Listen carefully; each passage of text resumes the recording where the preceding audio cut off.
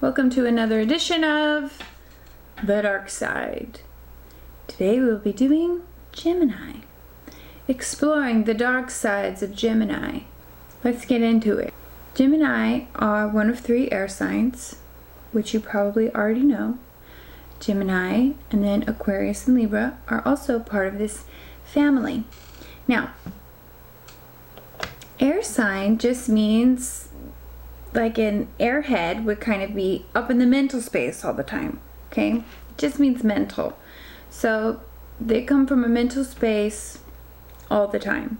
They can be cold and detached emotionally, and they just spend way too much time in the headspace, which can make them overly anxious. That's a bad trait. They're not good under pressure because of that anxiety. They're also have a need to be constantly stimulated mentally. So Gemini love knowledge and research, and they're the teacher, because they're always in the headspace. They're very good at communicating, but not communicating how they feel, just communicating, teaching things, knowledge, sharing research, sharing things that they've learned. But because they love all of these things, they're constantly looking for new information, new knowledge, new ways of learning about different kinds of people, all sorts of things. And because of this, they are constantly looking for new stimulating things, or people, or places, or conversations, whatever it is. Because of this, they're constantly needing change and variety, which can mean that they get bored very easily in relationships and whatever it is they're doing. They can take on projects or hobbies, new creative projects or money-making schemes. They can drop them just as easily as they picked them up, too. They can be unsatisfied, discontent very easily. That goes along with the bored thing. And it's just because they constantly need to be stimulated. And you can see this when you speak to a Gemini, because like Aquarius, they don't listen to anything you say. But at least Aquarius will pretend to listen. Gemini will be over here, looking over here, on their phone. You can tell they're not listening to anything that you're saying. And it's not, I want to say it's not like they don't care, but it kind of is like they don't care. They just really are just uninterested in everything that you're going to say. And it's because if it's not very exciting and interesting and new and fresh and stimulating, it's like something they've heard before. They just don't care. Inconsistent, hot and cold because of this. Also, this plays into the fact that they're two-faced, right? Everyone knows they're two-faced. Everyone knows Geminis is represented by the twins. And this couldn't be more true. Not only are they two-faced, they're completely different people. 2 completely different people. At least 2. There might be 10. And you know this if you've been in a relationship with a Gemini or a close friend to a Gemini, by how they speak to you when it's just you and them, and then how they speak in front of other people, or who they are in front of other people. And I don't know if it's a need for acceptance thing, or if it's like the need to people please, or I think it's actually more the need to be liked by many people. And they're really good BSers. And because they're so quick-witted and in the mental space so much, it's like, I don't know if they can read what other people want, but they want to be liked by others. So they will be a completely different person depending on who they are around. They decide who they're going to be in that moment based on who they're with. And if you're the partner of the Gemini, that can be really scary to watch. Like, who are you right now? I don't know you. Also with the twins thing, or the two-faced thing about Gemini, it can be scary when you're a partner of a Gemini, because there's like 2 sides, right? At least. And there's the side that they show everyone, and then there's the side that they rarely show anybody. And if you're in a relationship with a Gemini, especially long term, pretty soon you're probably going to see this side of them. But this is the side that they hide away from everyone. And it's for good reason. Because that side is the deal breaker. That side is who they really are. And that side is often not well liked or accepted by anybody. And that's probably why they hide it. But once you see that side of them, you may never look at them the same. Kind of weird, Gemini. Make up your mind about who you want to be, please. You're freaking everybody out. They're very indecisive. They can't make up their mind. This goes back to the mental things. They talk about it this way, think about it this way, then what about that way? Then what if they talk about this? And what if they say this? And then what do I do? And how should I respond to this? They just constantly think every side of every possible argument. So they can't make up their minds. There's just too many options. Too many possibilities. They may not like making hard decisions, big life decisions, because of this indecisiveness. They are very judgmental, superficially. They will judge people materially and superficially based on how much money they make, what they look like, just surface level things. And this is also how they choose their partners. Surface level, beauty, attractiveness. They're really not the type to go deep into your heart and soul, and if you're a good person and your inner self and beauty. They don't care. This is what they care about. Surface level things. They don't like obligation. They don't like being committed to anything. They want the no strings attached thing. That comes from a need for freedom. All air signs have this need for freedom. They don't like to be tied down. They don't want to be boxed in. And Gemini, however, can be cold very quickly. They can detach very quickly. Like, they're dating you, you guys are committed, and then all of a sudden, oh, someone passed by and they completely just drop you in a heartbeat for someone else. It has happened. Okay? You know it's happened, Gemini. If someone is more interesting to you or more attractive to you, you will just drop your partner in a heartbeat and you don't look back.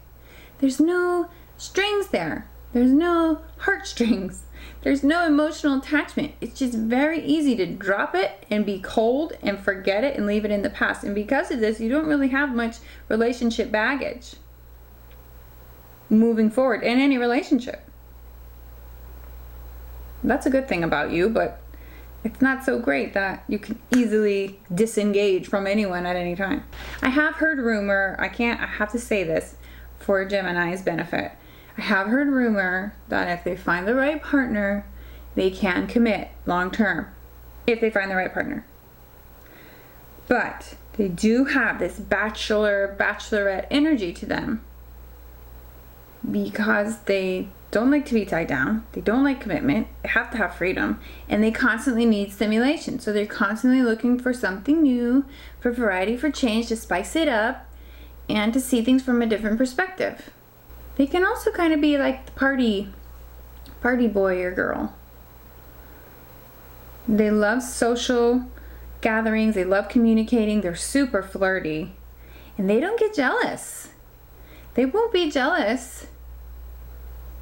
And this is the dark side, because they won't be jealous of their girlfriend or boyfriend flirting, or someone flirting with them. They're like, go ahead. They are detached. There's no strings here. But at the same time, they expect that from you, which is not always the case, Gemini. They expect that if they're being flirty or they're talking to someone else, that you won't be jealous either. And you don't want your partners to be overly possessive of you, but sometimes people really do care. Sometimes you are too flirty. And that's just the wanting something new, and the loving communication and loving the social interactions with people. You don't mean to be flirty, but it's just part of who you are, and it's fun. They have this need to come and go, okay? They need to feel like they can let loose and come and go as they please. If they feel like you are attaching any kind of invisible strings to them, where they're going to be obligated, they will run. They hate it. They hate it. They need to feel free in a relationship. So they need space. They need constant stimulation and attention, which is the worst. But somehow, some way, some relationships will work, okay? It is difficult to be in a relationship with a Gemini. I'm just gonna put it out there. Maybe not as hard for like Aquarius and other air signs, but it's difficult because Gemini aren't very emotional. They won't talk about how they feel. So not only will you not talk about how you feel, but you're two-faced. So you look fake as hell and no one knows what you're really thinking because you don't talk about your feelings. So no one that you date ever really knows how you really feel. Maybe you like that, Gemini. Maybe you like that you're kind of misunderstood. Or maybe you don't have to say how you really feel. Or maybe you're afraid of closeness, fear of intimacy. Or maybe you're just afraid to be boxed in. Like if I say how I feel, then I have to kind of like stay here and be committed to this. And for right now, that's fine. But later, I might not want that. And so now there's strings. And maybe that's why you do that. Anyways, Gemini are flighty. They're flakes. They're flighty. They will drop their plans with you for whatever else is better, according to them. If someone else is more interesting, something better comes up, they will completely drop their plans with you in a heartbeat. They will cancel the last minute. They will not return your phone calls. They will not return your texts for days on end. Super indecisive, but also they just want to do what they want. They don't want to commit. Even if you're just friends, they're not texting you back. And here's the thing about Gemini that I notice when you're friends with a Gemini. They want to be around you when they need you.